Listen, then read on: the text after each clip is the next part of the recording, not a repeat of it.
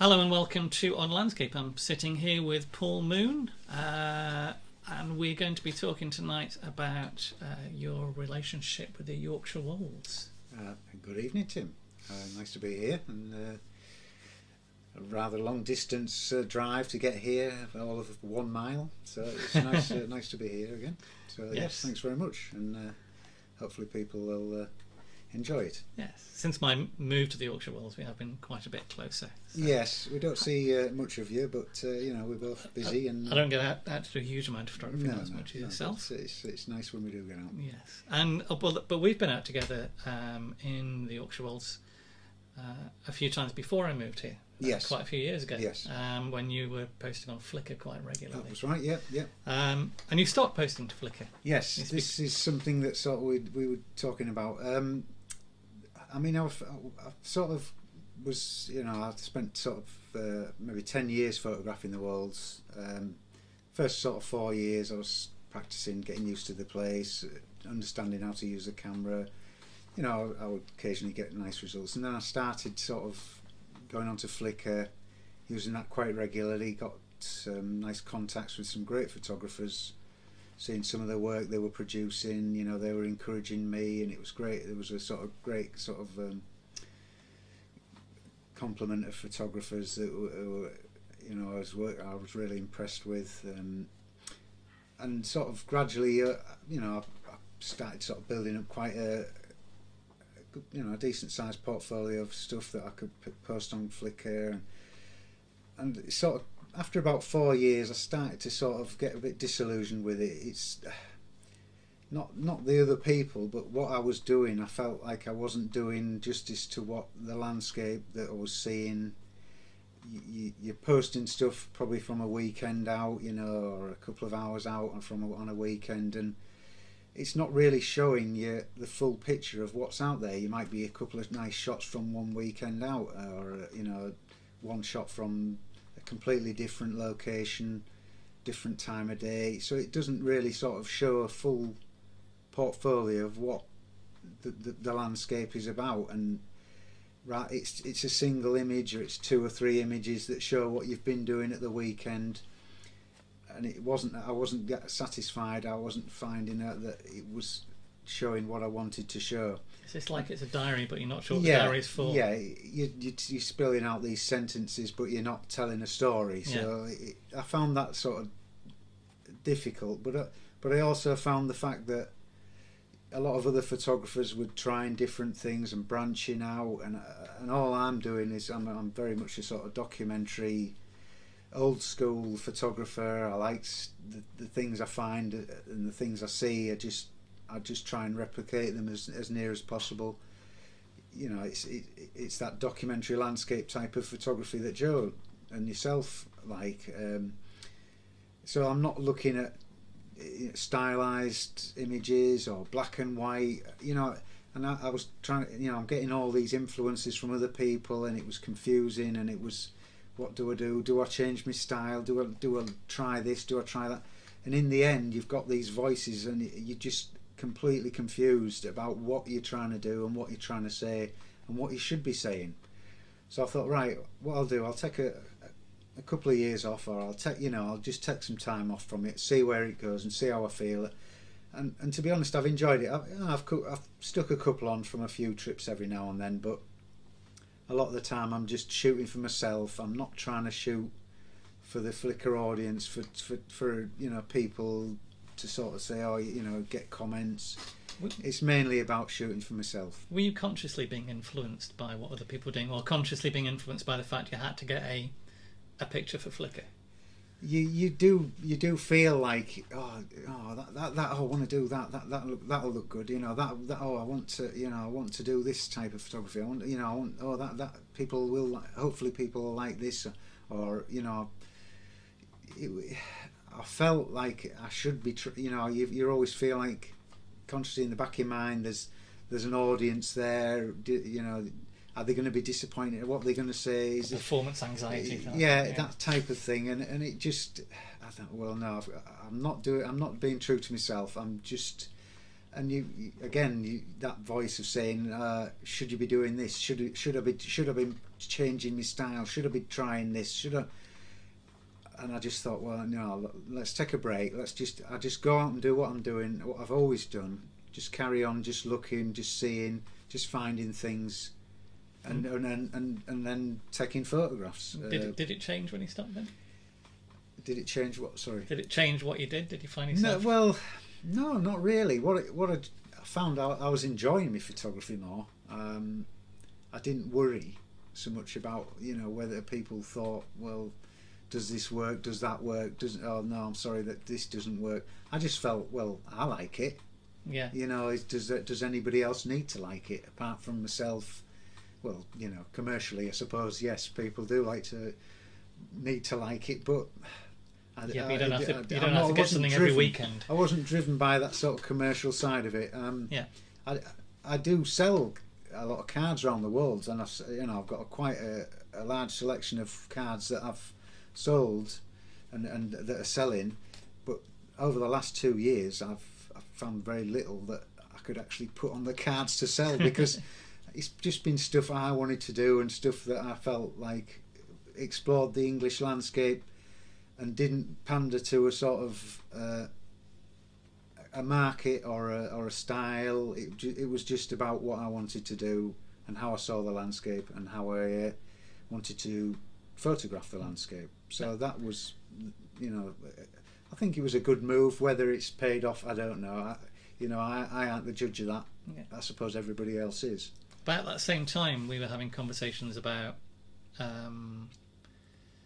I suppose the cult of the single photograph. Should you be trying to work towards a goal of some sort? Yeah. And what is that goal? We sort of discussed it, a few years ago. Whether I should try and produce a book. Does it want to be the world's? Well, perhaps not, because then you're not. It's a large area. You can't cover every single part of the world's with a small portfolio of maybe 100, 150 images. Yeah. Yeah, 1,000 images is great, but I haven't got the time to travel all over the world. It's a big area. It's a big area, and it's a lifetime's work.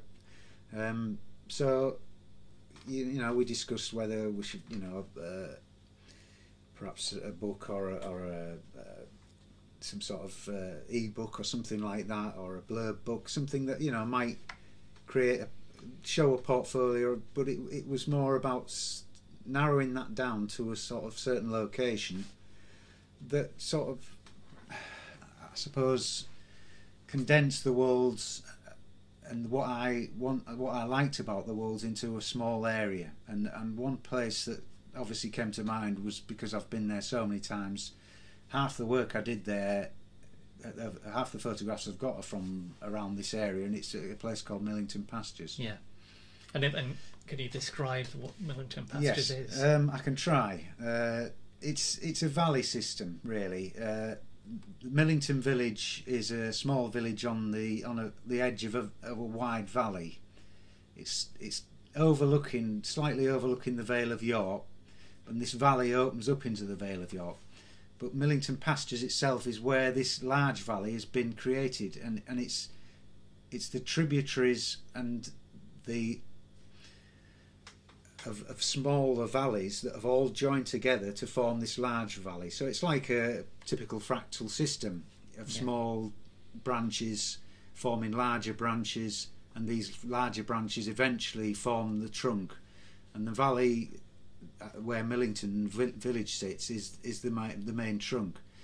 I've explored Millington Passages more. The valley is interesting, but the Millington Passages is has more interest to me because of the way all these little tributaries each has their own individual environment and style and topography.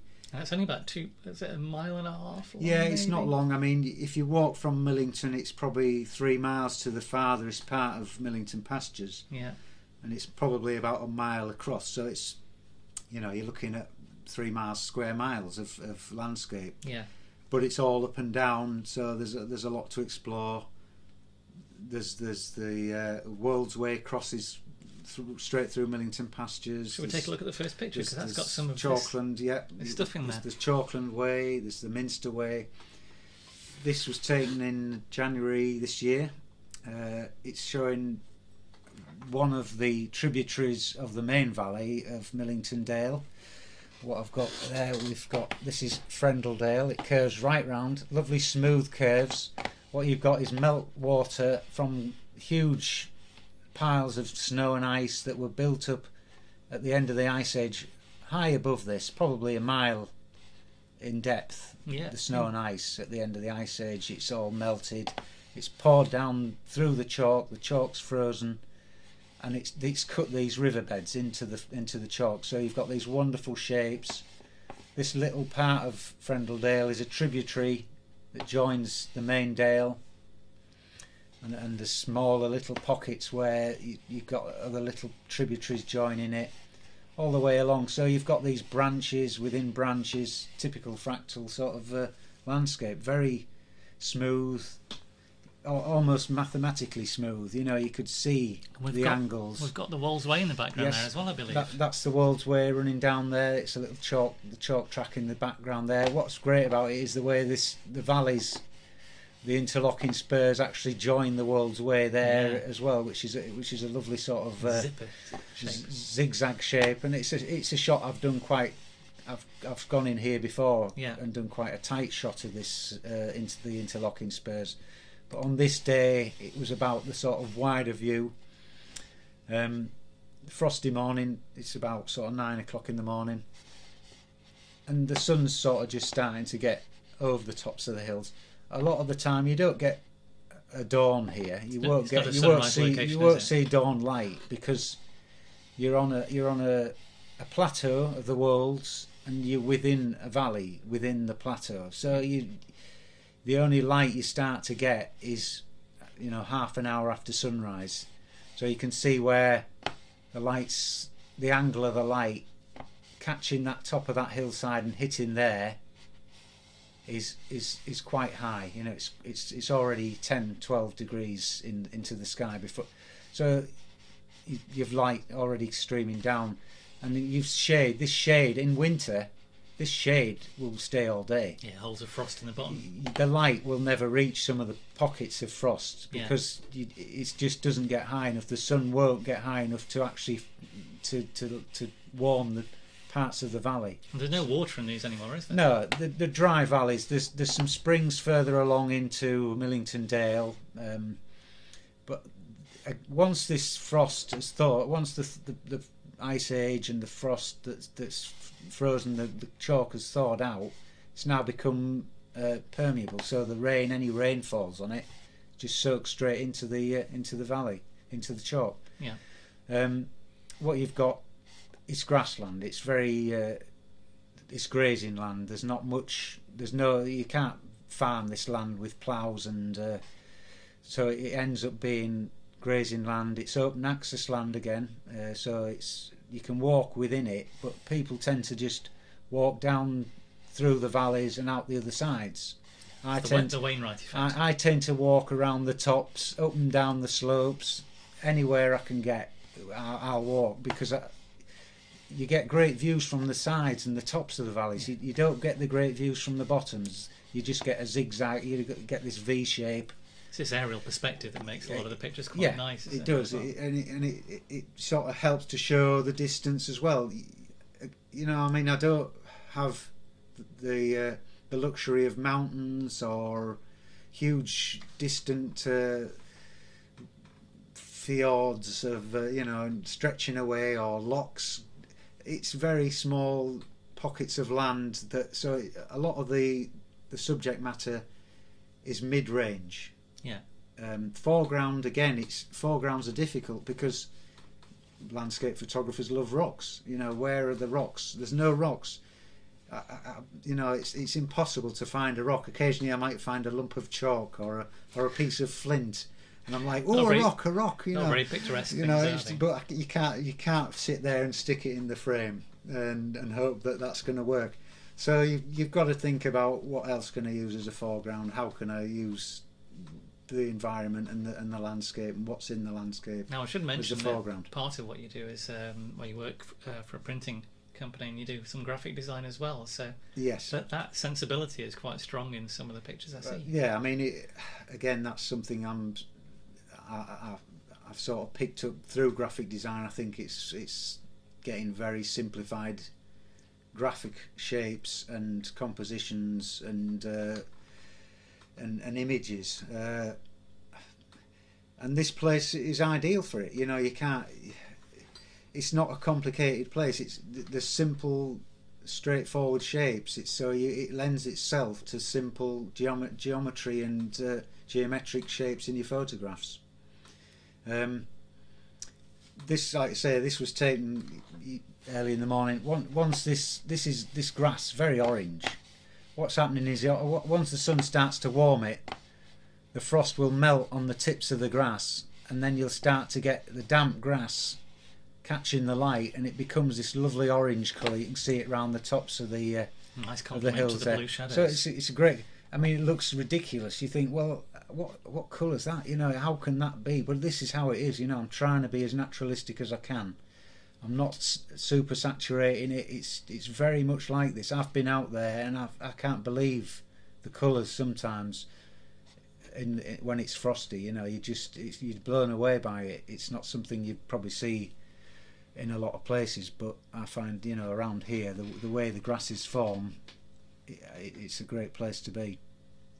Next picture. Yes. This is taken on the same morning. This is in softer light, so the sun has gone behind the clouds. You can probably just make out a little bit of shadow in the distance there, so it's slightly later in the morning.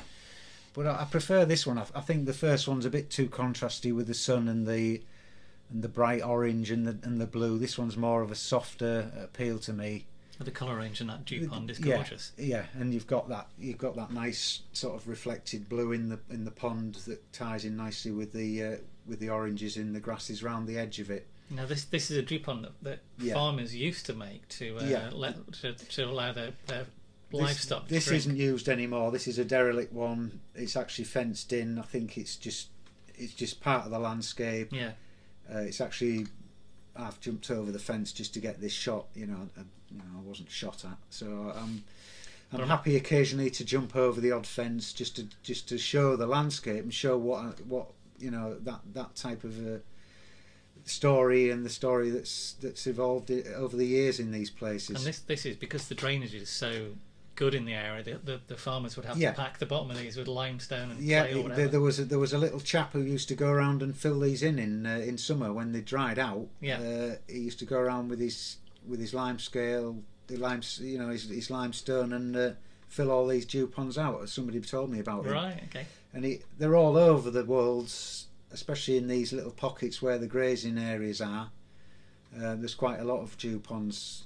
You can see them in the landscape, little circles here and there, very dry nowadays. This one's managed to catch a little bit of moisture, which is nice. So again, it's nice to have a bit of something reflective there to give that sort of contrast against the grasses. A nice story of the landscape. Yeah, and the story again in the distance. Telegraph poles. You know, I'm not too bothered that, you know, this landscape. There's a lot of telegraph poles. It's not a natural landscape. It's a farmed landscape, but there's natural elements within it. So I try and exploit them natural elements, but I'm not scared that there's you know, man-made items and artifacts in that landscape. And to me, it doesn't spoil the landscape. It's England. You know, we can't avoid it. And I want to show that type of landscape. And I'm happy to show telegraph poles and fences and barbed wire. You know, these things don't bother me. So how much of the Millington area is open access? Most of it. There's the odd pockets where some farmers have, you know, blocked off areas where they obviously want to sort of keep cattle, you know, and so you can't actually, unless you jump over fences, you can't get to it. And there's the odd woodland where there's the access land isn't, you know, it's been blocked off again. But nearly all of it is access land, and it's it's it's fantastic that anybody's able to walk around this place and not get harassed and not get bothered by presumably because it's too steep to do any agriculture of any sort. Yeah, and you were saying earlier that it's like an upside down landscape. You look at the lakes where the cattle and the grazing and the sheep, they're on the hillsides, and the arable land, the fields and the crops are grown in the valley bottoms. This is completely opposite. It's an upside down landscape. So the arable land is on the hillsides.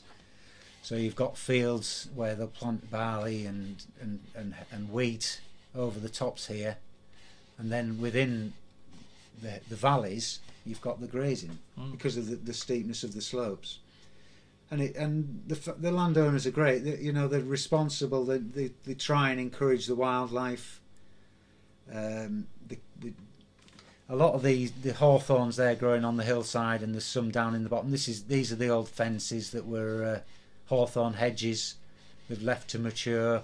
Obviously, the scrub where sometimes some of these hawthorns have seeded themselves.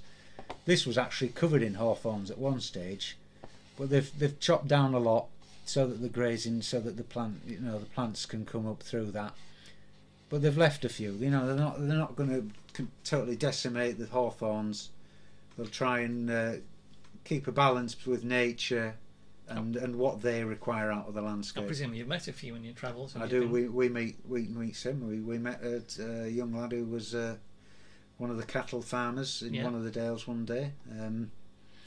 And again, they're quite happy. They always stop and you're photographing the kites. There's a lot of red kites around here, and they think I'm out shooting wildlife. And I said, no, it's the landscape. It's lovely, isn't it? And they don't realise how lucky they are to have this landscape on the doorstep. But they do look after it, and they are keen on trying to encourage flowers, trying to encourage wildlife. So there's a good relationship with farmers and the land here. What we'll do is move on to the next one.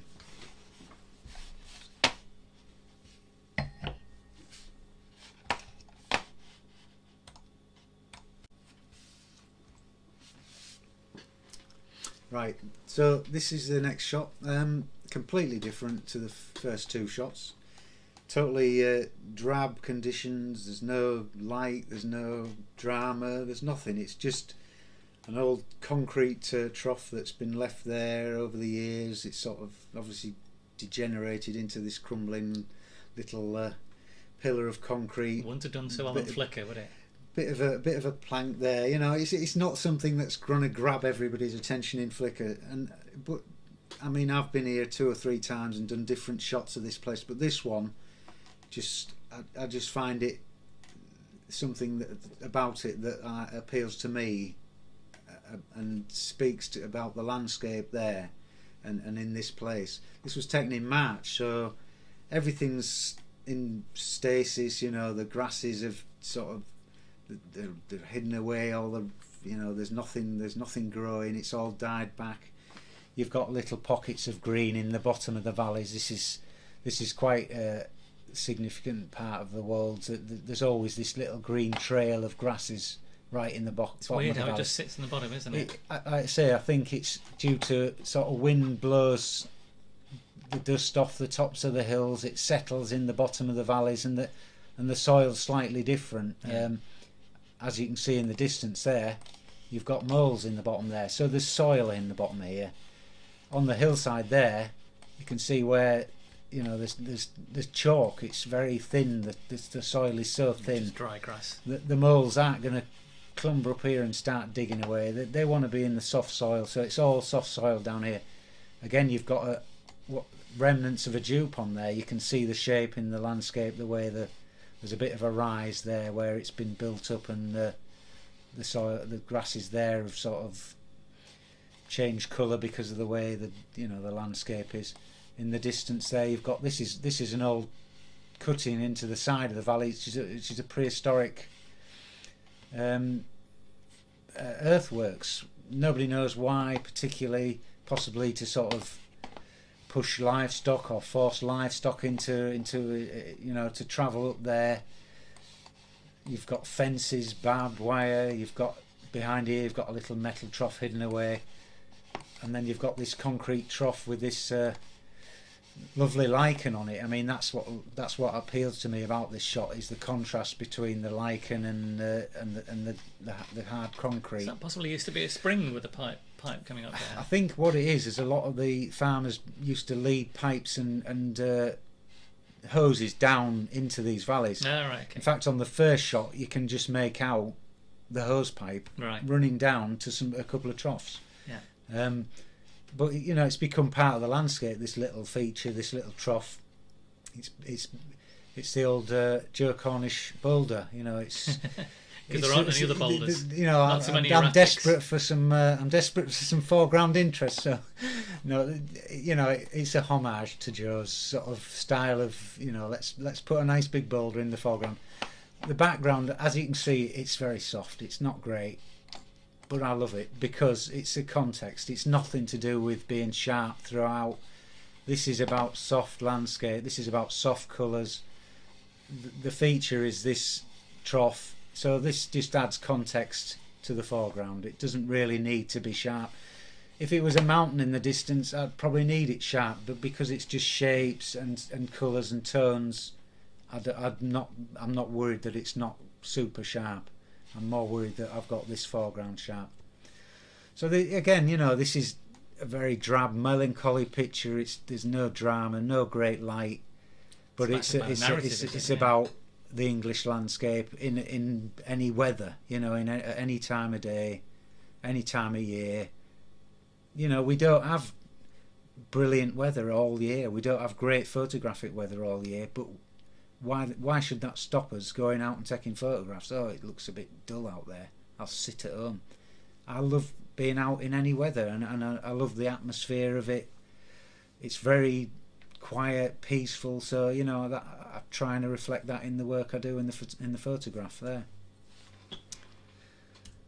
This is a complete contrast again. So you've gone from the frost and the cool blues and oranges. Now you've come to the vivid greens. A bit livelier. Very bright. Very sort of.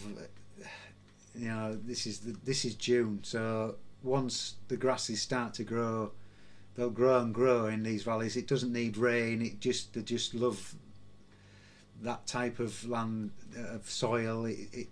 They'll just go mad in June, July. It's just green. Is this pignut? I think. Yeah, we this is little collection of flowers is pignuts. It's a small little umbrellifier, or somebody will correct me on that. But it grows. It's a sign of mature grassland, of good grassland. Yeah. And there's a little like a tuber that grows underneath these that people used to collect and eat. It'll take some harvesting, but it's like a little chestnut. Yeah. That's part of the story, but obviously what's happening as well in the distance is another part of the story. And again, what I'm interested in is you've got this little nice little comma in the bottom corner there, which is sort of like the it's an introduction to the frame. It's in a nice position. I didn't particularly think that'll work, but it works well for me there.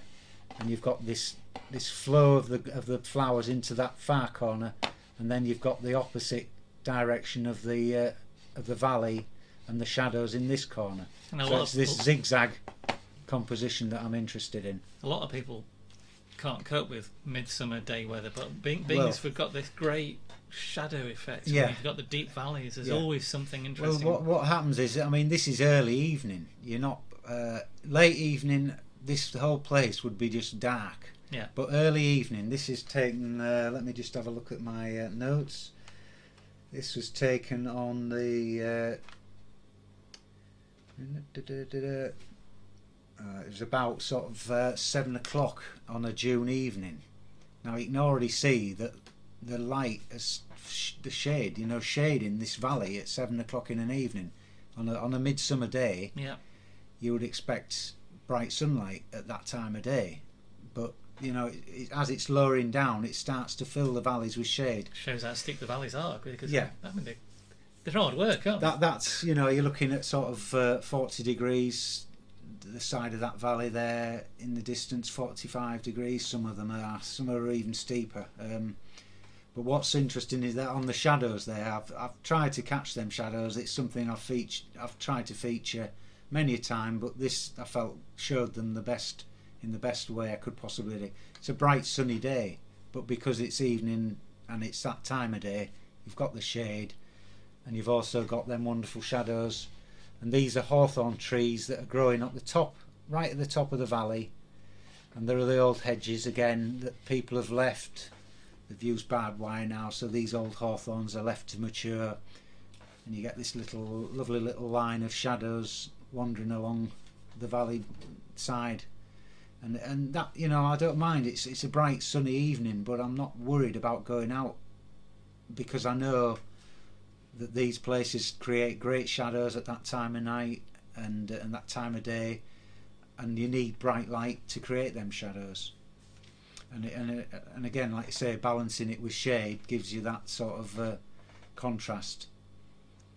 We'll try the next one, please. This is again starts to get later in the season, when the grasses have actually gone to the total full output. This is where this is what the grasses want to do. They want to get to seed. Glorious colours that they develop. Yeah, I mean, it's stunning. What you don't see with grasses is when they're dry, they're white. The seed heads are very white, but when they get wet, they become these wonderful pinks and magentas. And this valley, this is Pasturedale. There's a road that leads down here. Lovely that I've managed to get in a sort of the evening before it was misty, and when I went out the following morning I was hoping the mist had stayed. So it's a late summer mist. It might be sea fret that's blown in from the North Sea, but it's nice that you can get occasionally in summer you'll get a mist, and it'll sit in the valleys. And what it is obviously that dampness has caused all this grass to become wet. You can see. I mean, it's even dew laden, aren't they? You can make out the dew on some of it. I mean, it's in these sort of areas, droplets. I mean, I walked all the way up into the valley and then all the way back down this little path. And this is obviously part of the composition, is this little sort of meandering path that leads off in that direction, and you've got the flow that way of the grasses to counterbalance that flow into that corner. Again, that's something that I'm always using in the composition. Good. Opposite directions in a flow in a picture. But again, like I say, this isn't a grazed valley, so the sheep haven't been in here. If the sheep had been in here, it would be trampled. There would be no grasses like this, because it's been left to mature. You've got varieties of grasses that absolutely, 50 varieties, all sorts of different seed heads. You've got the occasional wildflower seed heads, and you've got buttercups in there. So much going on. It's complicated, very complex arrangement of flowers and seed heads. You've got some flowers over there just in the distance there. You've got quite tall grasses, quite stocky grasses, but it's the colour. You can make it out in there. This soft pastel pinks. Again, soft background.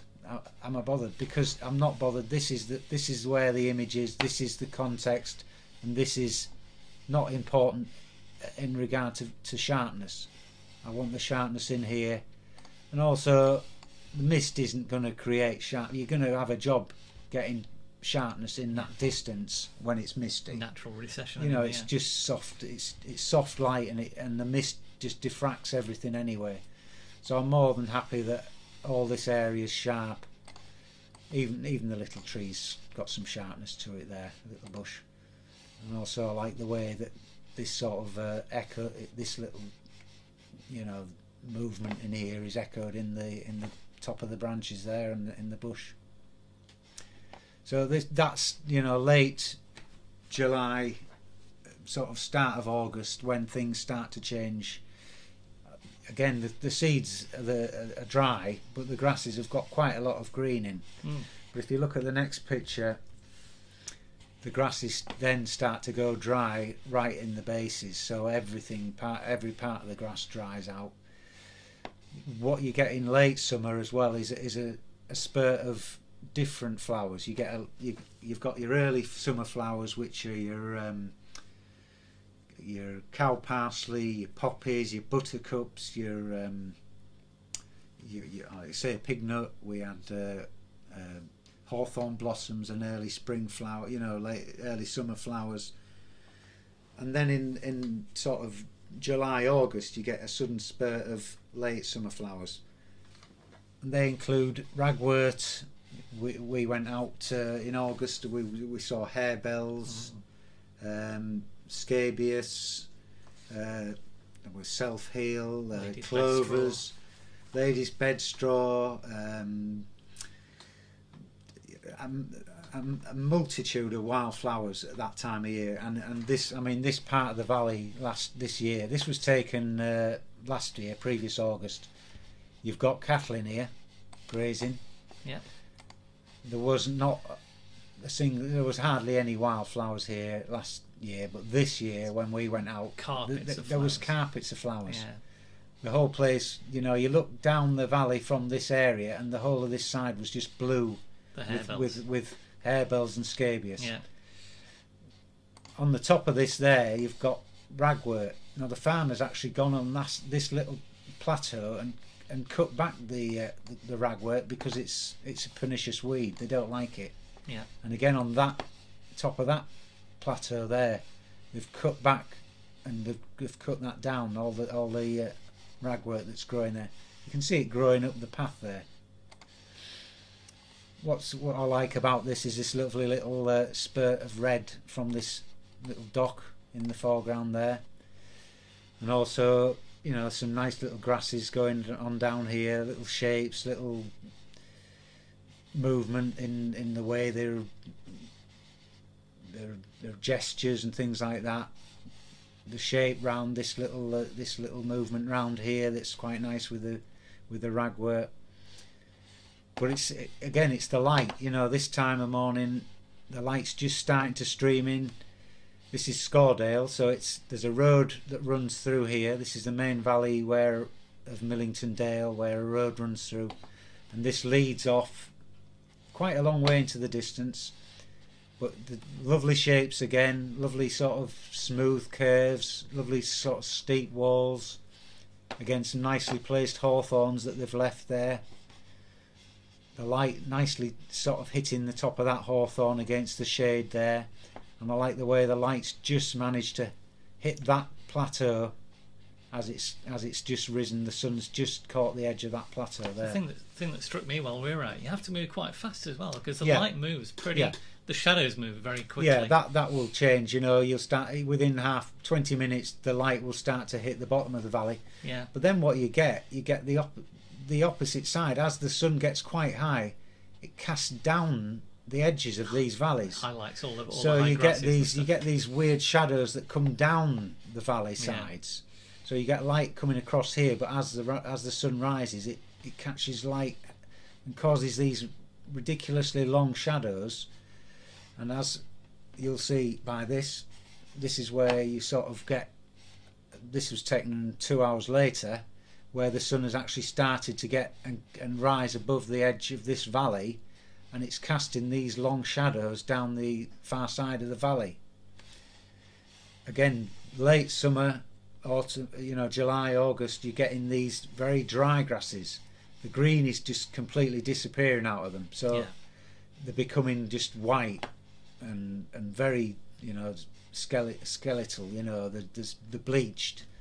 You can see here the agricultural tops as well. Yeah, the triangles. I mean, this is very wild and unkempt. This is ungrazed. It's overgrown. I love the way this sort of falls down the hillside this side, and then you've got these lovely stems of grass seeds that are pointing up into the distance, and then you've got this is what I mean. I spent about an hour waiting for the right combination of light on the foreground and light in the distance. Sometimes the foreground was too strongly lit, sometimes it wasn't right in the distance. So, you know, I don't spend a lot of time waiting around for light, but I felt that here it needed me to be in a place, you know, to spend time sitting and waiting.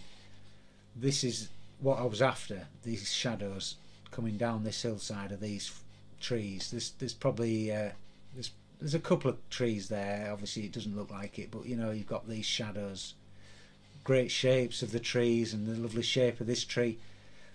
You know, I managed to get that with the light behind it, which is absolutely perfect for me. I mean, I couldn't have timed it better.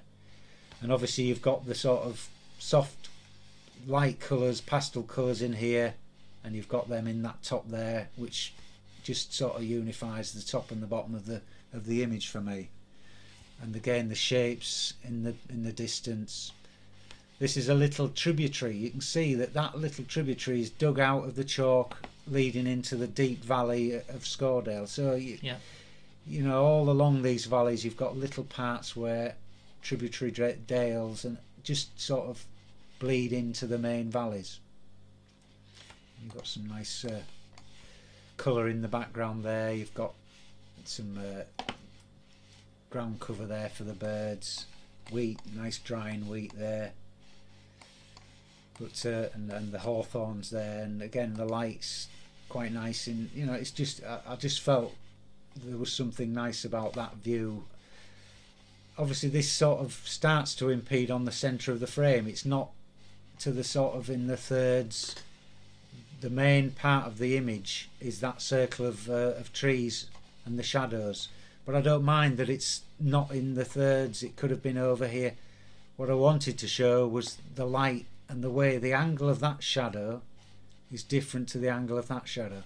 So the light coming down here is casting shadows from trees up and above here, but the shade, the way the shadows are completely different. You'll have the moon landing conspiracy theorists coming on to it's odd. It looks like, oh, how can shadows go across the last and down that direction? It looks like the sun's here, you know, or here, but it's not. It's just amazing way the light and the way the shapes of the valleys have let the light and the shade create this this sort of dual shading that sometimes you can get, and sometimes it takes a while to find it, but it, you know, occasionally you'll get it. Right, something again completely different. This is, you know, it's a bit more of an intimate landscape type detail shot. I wasn't interested in just showing the landscape as a whole, you know. I want to show what's in the landscape and what makes up the landscape, like any photographer does. You know, it's details are a parcel of what everybody likes to do. It's what you see and what interests you, yeah, isn't it? It really is. What oh, that looks great. Oh, I'll take a photo. I mean, this is, we talk about roadside photography. I mean, this is, I mean, I'm actually stood on the road. I mean, my tripod legs probably on the road. I was just driving past this. I mean, this is Butterbear. You've got a slug problem as well, haven't you? That's a big slug, that one. It looks like a big one, doesn't he? Well, these are big, aren't they? I mean, these are big slugs. That's a big slug, that one. That'd be about it's not a slug. It's not a slug, Tim. Yeah. Tim. And ththese are well, I mean, these might be snail bites. These are what the snails, the holes that they've made. But I mean, Butterbear, it grows in damp conditions, so it's what this part of Millington Passages is. It's the springs, so they're coming up through the bed of the valley, and there's the odd spring, and there's even a pond in one part of Millington Passages where they've dammed it up. There's a little stream. There's also a little stream that's hidden away from everybody. Nobody sees it, and this is a sort of very marshy place where throughout the year the butterbears come up, and obviously at the end of the year, this is the end of August, they start to die. I mean, it was just this one leaf, obviously, that attracted my attention. Again, it's the fractals, isn't it? Yeah.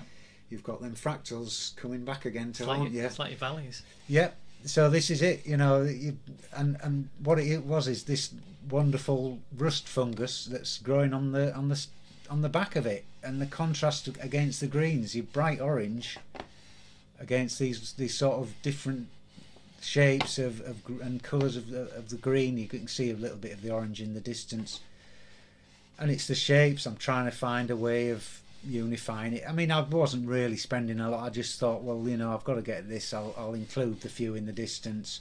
I'll stick one in. I wasn't really consciously trying to make it work. I just felt it worked when I saw it. I just thought, well, that works as an image. What I also like is you've got the old bindweed, yeah, or if you're in this part of the country, bindweed, and you've got these little tendrils, the way they weave throughout the image, they climb and twist and sort of flower, into the shadows, and they're filling the space. They want to find a place within this complex sort of decaying landscape. They're coming out. Even the flower. They've started to flower. They're coming alive. Everything around them sort of dying, but they're just starting to come alive. They're just wanting to start producing flowers, and they're finding a way through it and finding the way into this, weaving the way around and twisting and turning throughout the complexity of these leaves. So I just like the shot. I mean, again, would that be a Flickr fave? Would that get an Explore and Flickr? I don't care. I mean, I just like it for what it is, and for how it is, and for what the subject matter is. I mean, we sort of people travel the world and great, I want to go and see this and I want to see that. I just want to see a butterbear in Millington Passages that's lied on its back with a bit of rust on it. For me, it's great. I mean, I'm just happy that we can see these things in this country, and it's 5 miles up the road from me. It looks exotic. I mean, people from another country might think, wow, what is that? That's crazy. But we get so used to seeing these things. We get so used to seeing, just cow parsley at the side of the road. It's it's nothing. We become so familiar with it. We've grown up with it. We've grown up with our landscape. We don't appreciate what we see around us. People come to this country from America. They're just blown away by the English landscape. But I think we sort of tend to have just sort of got so used to it. We look at it with blinkered eyes. I'm trying to say, look deeper into the English landscape. See it for what it is. See, especially plants. I mean, I'm a plant photographer. A lot of the work I do is about plants. So, I don't have rocks. I don't have water. I don't have mountains. I don't have lakes. So, what do I use? Not a lot of forest. There's some woodlands. There's a woodland. Yeah. Which ties us into the next shot. But like you say, I try and use plants as my subject matter. So this is Millington Woods in November last year. It was quite a late autumn, and I think you were stood right next to me when I took this one. Yeah, indeed. I was punching you out the way. So you were fighting elbowing over you. One small part. I was on a 45 degree slope. I was smoting you with my tripod. But you got a nice shot practically next to this, and I was pointing in the opposite direction, looking at the way this beech tree and the leaves, the yellowing leaves and the green leaves, they're starting to get that sort of autumn colour. And again, in the distance, you've got the orange leaves. Again, it's about the flow, the way that sort of rises and twists around the frame. I mean, the interesting thing for me is, does it fall or does it rise? What is it, half empty or is it half full? What is it doing? Is it falling or is it rising? I can't be sure. Looks like a musical rest. So you work out which way the flow is. But the beauty again, I think, about Millington Woods is the fact you have this valley like we've seen before, 40 strong, steep slopes either side, which gives you the ability to being. I mean, it looks you're like in you're the canopy. floating here. You're in the canopy. Yeah. You can walk up the side of the valley into a position where you're looking straight into the canopy, and you're looking sometimes through the canopy because the trees grow so close to you. Yeah. It's so steep. You're actually you're climbing up through the canopy. I can't think of many situations where you get a wood like that. No. Well, that's nice then. That's, Yeah. And parts of this wood aren't easy to photograph. They're doing a lot of clearing in there. Yeah. They're trying to. It's an old ash woodland. There's a lot of scrappy ash growing. There's a lot of saplings that have taken over from it. There's also a charcoal kiln, which can add some interest and narrative in your photography, and I've used that a couple of times. One side of it's all coniferous, isn't it? Yeah, you've got, like you say, you've got larch there going up through. This is an old larch tree that's. I mean, it doesn't look particularly healthy at the moment. Either the tendrils have dropped off but there's obviously cones there hanging down. It's an old, it's lost its leaves, I suppose you can call them.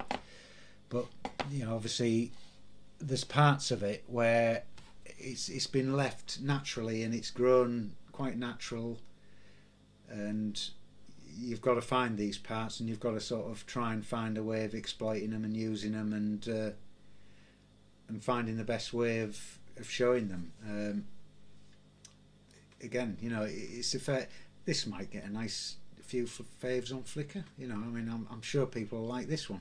What I particularly enjoy is this little tiny sprig that just sits above that, that flow, just that little mound of leaves that sits there, which is quite nice. But I'm not averse to sort of taking shots that people will like and people enjoy looking at. But all it is about showing every aspect of this landscape. The woodlands are part of it, so it's. I don't exclude myself from taking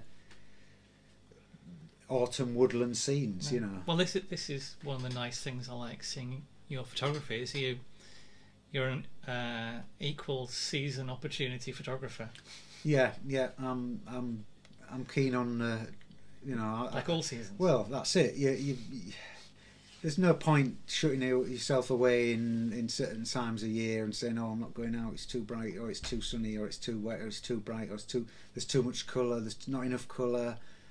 I just shoot any time of the year, and I'm happy to shoot autumn if I need, if it's there, and if it's, as long as I can make it work.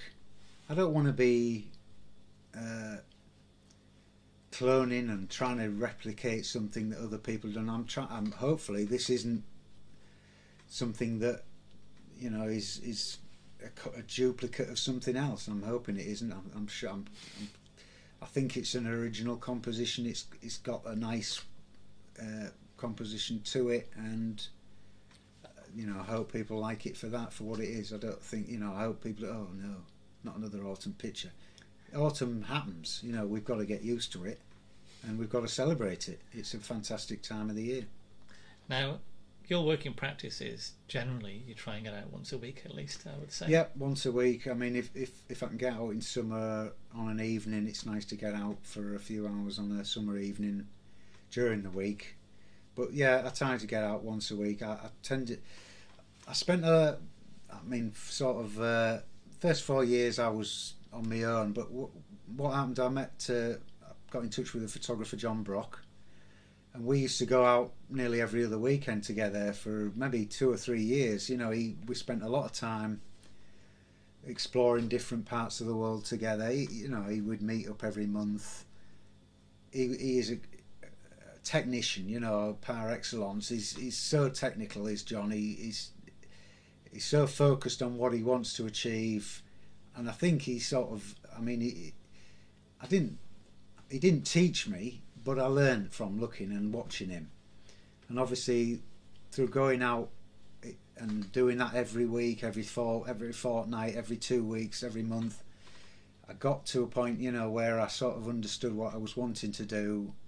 I'd been out in the worlds and I knew how to sort of use the worlds, but it was sort of getting used to the refinements and the finer parts of balance and colour and composition that, you know, John is very good at technically on that side of things. So over the last 2 years though, he's been very busy, and I haven't seen much of him. I saw him at the weekend, which was nice, but so it's been all about myself and just getting out there and doing it on my own. And I've enjoyed being on my own, because when you're out with somebody else, you're distracted, you're in conversation, you're oh no, look what he's done, oh no, what a bloody shot, oh he's bugger, you know, I'm never going to get a shot like that, oh, you know, you're not concentrating on just enjoying the self and finding a shot. You're concentrating on what the other person's doing. It's great for competition, but for when you're with somebody, it's not great competition. Thankfully, when I was with you, I managed to bag this one, but quite often when I went out with John, I'd come away kicking myself,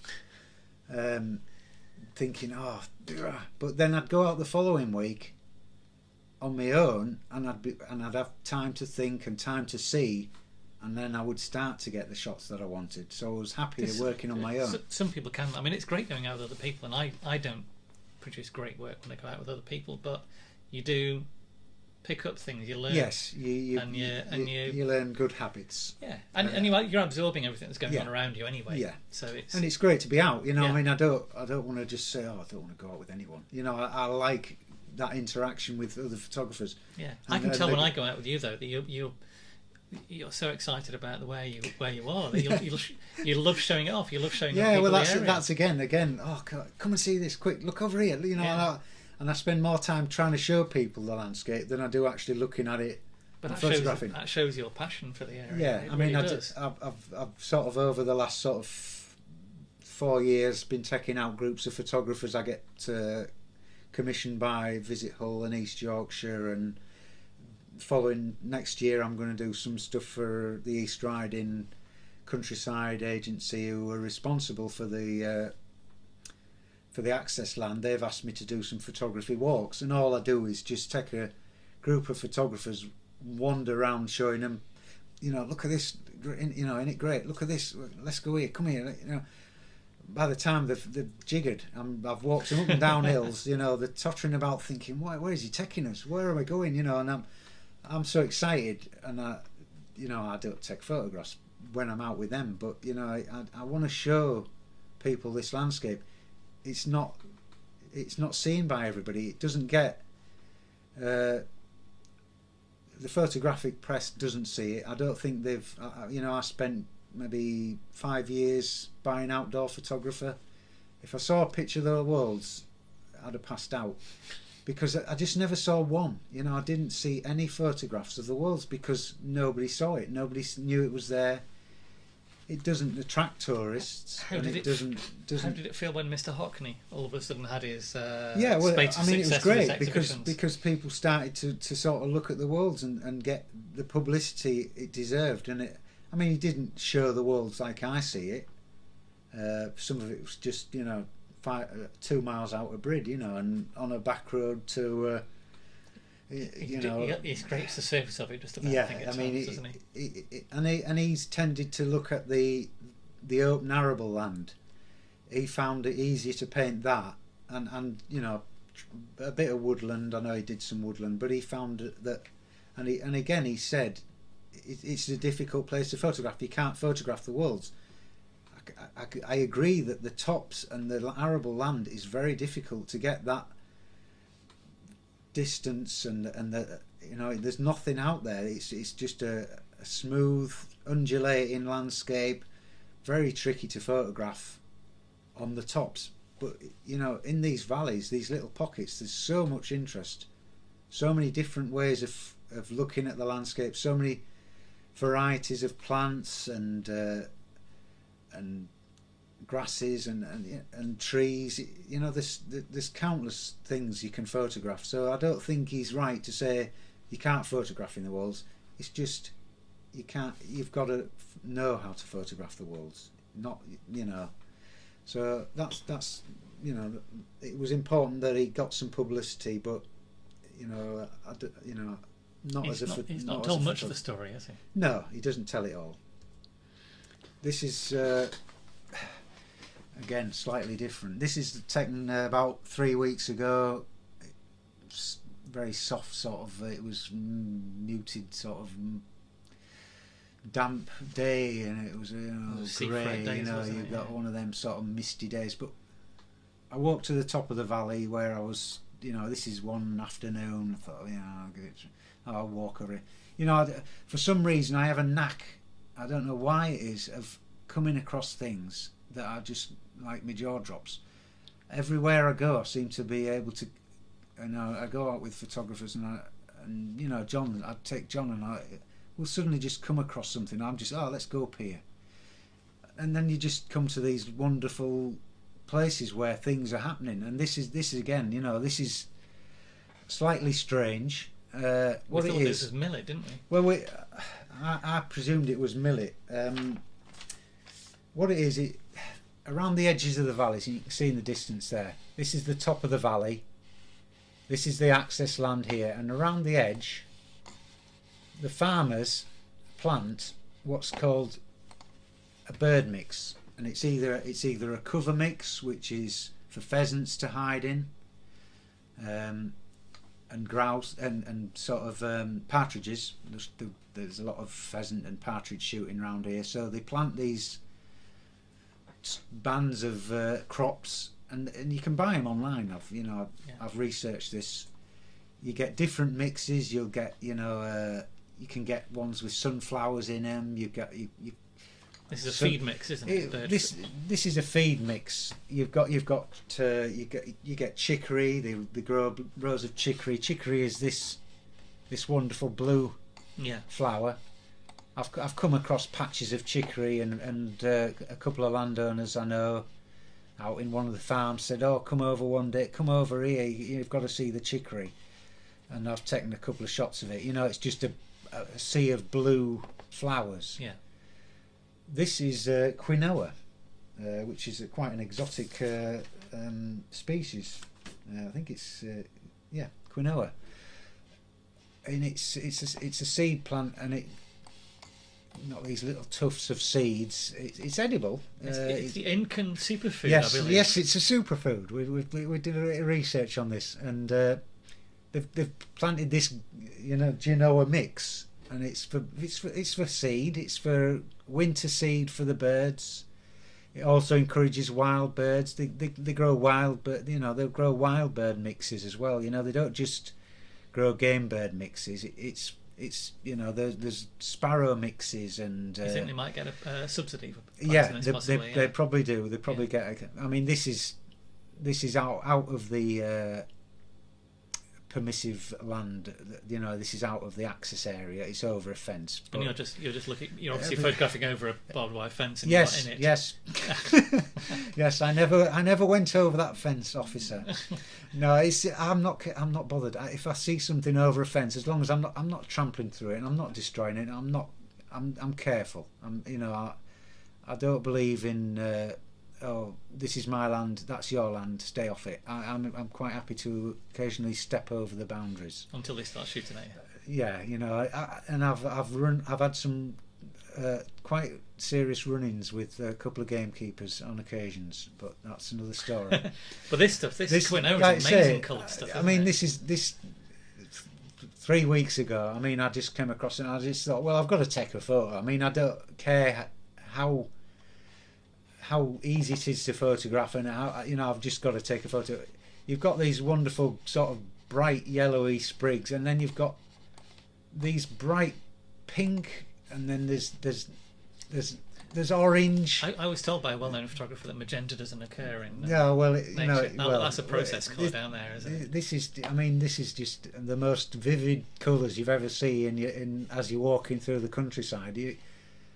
All in the same place, you know, oranges, greens, magentas, pinks, yellows, bright yellows, greeny yellows. You know, I mean, you know, there's obviously areas where you've got some sort of downy plants that have gone to seed. These are probably hawk bits or something like that, you know, like a dandelion relative that have come up. But you know, I couldn't resist. I mean, I like the little grasses that have sort of shot up through it. You know, they just give a little bit. You know, they break up the sort of just blur of colour. And again, there's a bit of movement. I'm you know, oh no, it's moved. Oh no, I can't. That's a crap shot. I've got some movement in it. You know, I'm not bothered. I'm not. The image is about colour, texture, shape. And there's a story with it now as well. And again, it's about, you know, this is something that's completely alien to this landscape, but it's there, it's growing, and it's part of what makes Millington Passages what it is. You know, the great thing is I've got this lovely soft light to help to sort of mute the distance away, and you know, and I'm quite pleased with that. But it's a story, you know. This is what happens, and I'm quite happy to tell it. It's the English landscape. It's the English gentleman's sport of shooting, and what the landowners will do to preserve that tradition and to help their game birds. But it also is obviously going to help the wildlife. It's going to encourage wild birds, and you know, again, it encourages insects in the same way. You know, butterflies and bees. Throughout the year, they'll have these crops growing on the borders. You know, there's been parts in the distance where the fields of campion and poppies and chamomile flowers. You know, they've got these seeds, and they've just allowed them to grow as if they're wild. And you know, I mean, I know it's not a wild wilderness landscape, it's a farmed landscape, and this again is part of what's on offer at Millington Passages. That's quintessentially British, though, isn't it? In a way, yes.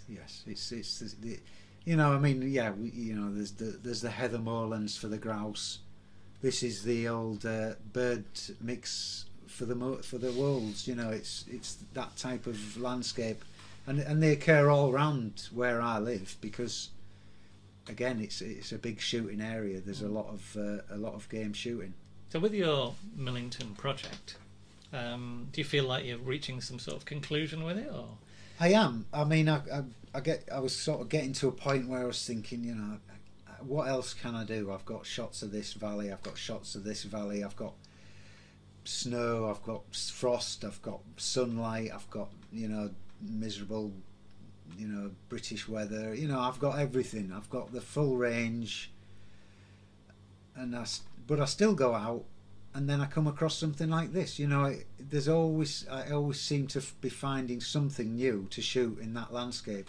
Again, there was another shot I did probably about a month ago that was just a shape that the sheep had made in the grass. The sheep tracks, It was just a weird, like, sort of strange shape that they trampled the grass. You know, they make these little paths through the grass, and it was just and I just took a photo of it because I just felt it told the story of the landscape, and it was. Is that the speech bubble? Yes, I mean, we'll try and get something on, you know, on the end of the article. Maybe put some of these images up and just add a couple of extra ones. So do you think it will finish, or do you think this is something where you're going to have to say, I'm going to do something with it now? I'm going to. Well, either it's sort of, you know, I mean, I've got some of the images are quite old. You know, whether they need to be replaced by newer images that I'm not sure. You know, I don't dislike the older images. I think they've got something to say. Whether they can be improved upon is another thing. You know, do you keep trying to improve on stuff that you've done before? I suppose a lot of photographers keep going back to the same place in the hope that what they've done previously can be improved upon and can be bettered and worked more, you know, more on, you know, and you end up with an even better portfolio of that place. Yeah. I don't know. I mean, I would say I'm nearly there. I think the thing is as well, you know, there comes a point where you go, well, I want to do something else now. I want to go somewhere else. You know, this journey, I've been here, you know, many times, probably 300 times in the last 10 years. You know, I'm starting to get itchy feet now, and I'm starting to think there must, you know, I've been to other valleys and I know other places, and I know there's projects that I can do in these other places. So I've always got them at the back of my mind saying, you know, give up now, give up, move on, come and try a different place, try and start a project in a different part of the world and try and see what that generates. So you know it's a sort of it's debatable whether I've finished or not. Well, you know, I can leave it open.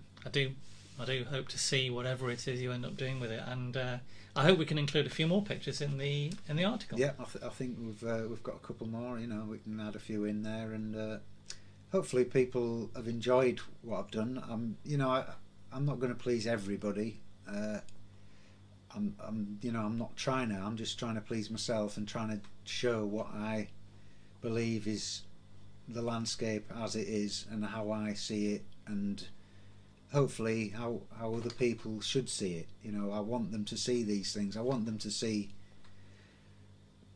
frosts in the valleys. I want them to see snow in the valleys. I want them to see these wild bird mixes. I want them to see strange things, odd things, you know, quirky things, beautiful great light, horrible light, you know, everything about that landscape. And I want it to be, you know, something that people will appreciate and come back to.